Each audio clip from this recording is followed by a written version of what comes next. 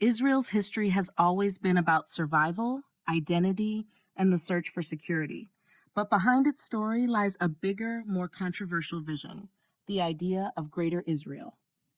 This is not simply about borders on a map. It is about history, religion, politics, and a strategy that could change the entire Middle East.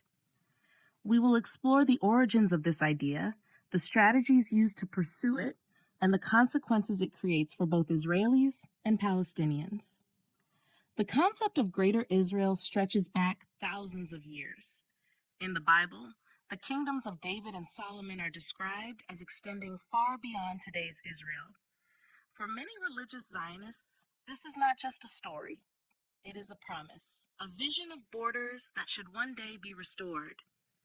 When the modern state of Israel was founded in 1948, this ancient idea did not disappear.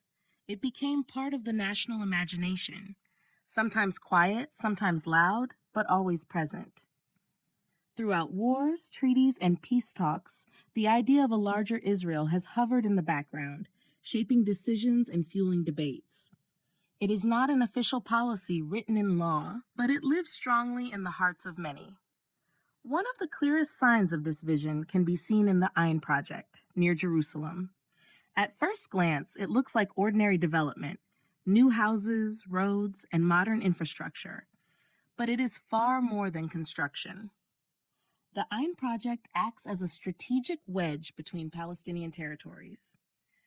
By connecting Israeli settlements directly to Jerusalem, it splits the West Bank into northern and southern halves. This division makes it nearly impossible for Palestinians to form a united state.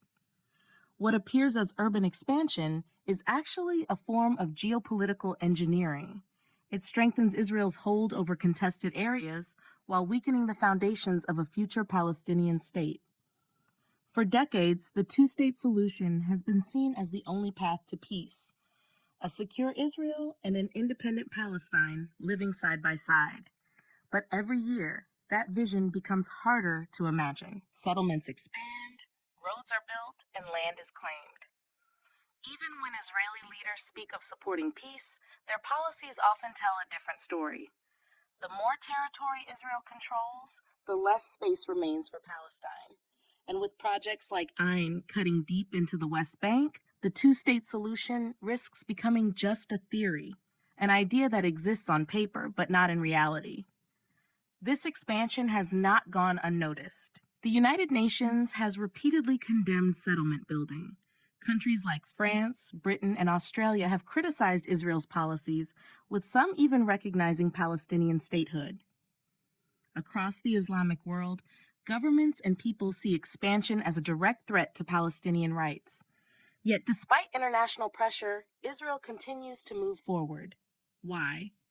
Because its economic, military, and political power gives it resilience. Unlike many nations, Israel can withstand criticism, sanctions, and diplomatic protests. Its partnerships with powerful allies, especially the United States, add another layer of protection. The world may disapprove, but Israel knows it has the strength to continue its course. Israel's approach is not only about territory, it is also about demographics. Who lives where and in what numbers? The government has at times worked to integrate the Bedouin population into sensitive areas. This serves multiple purposes. It reduces Palestinian dominance in contested zones. It creates communities more loyal to Israel. And it deepens divisions within Palestinian society by playing different groups against each other. At the same time, Jewish settlers are encouraged to move into strategic locations, creating facts on the ground that are difficult to reverse. Through these demographic shifts, Israel shapes not just land, but the very makeup of who controls it. But Israel's strength does not come only from what happens inside its borders. It also comes from the global Jewish diaspora. Across the world, Jewish communities play major roles in finance, technology, food markets, media, and politics. These networks amplify Israel's voice internationally, making it harder for critics to isolate the country. On top of this, Israel itself has become an economic powerhouse. Its technology industry, defense sector, and innovation economy give it leverage far beyond its size. This combination, diaspora influence and domestic economic strength, is one of Israel's most powerful shields. It explains why, despite global criticism, the state can continue to pursue controversial projects. But such strategies come with heavy risks. Plans have been discussed for population transfers, moving Jewish settlers southward while pushing Palestinians into northern areas. These kinds of proposals raise fears of displacement, instability, and even ethnic conflict. For Palestinians, life is already difficult: fragmented lands, limited freedoms, and shrinking opportunities.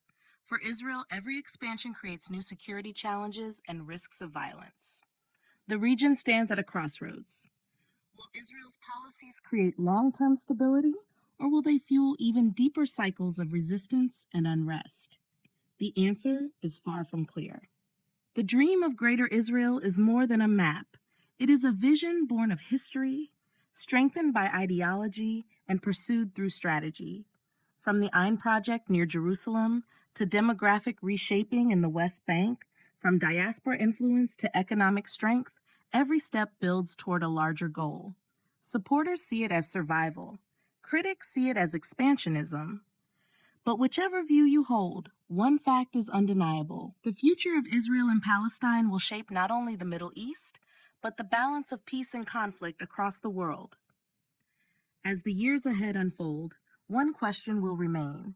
Will the pursuit of Greater Israel bring security, or will it bring another chapter of endless struggle?